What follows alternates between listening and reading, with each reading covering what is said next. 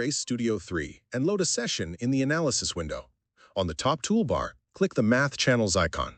The Math Channel Manager opens, showing available math channels and a library of channels. Click Add New to create a new math channel. Enter a name and unit. Then build your formula by double-clicking channels from the list or typing them in the formula field. Use the search box to find specific channels quickly. When you are done, click Verify so Race Studio checks the formula for errors. If it is valid, save it.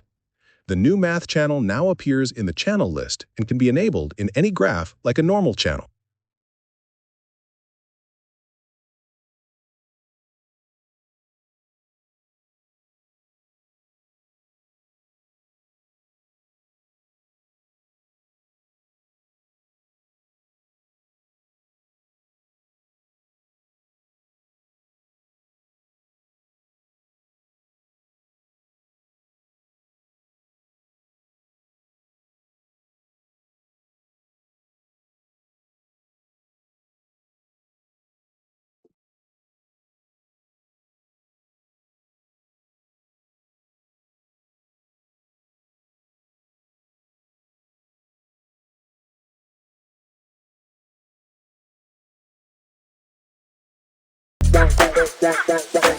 Bye.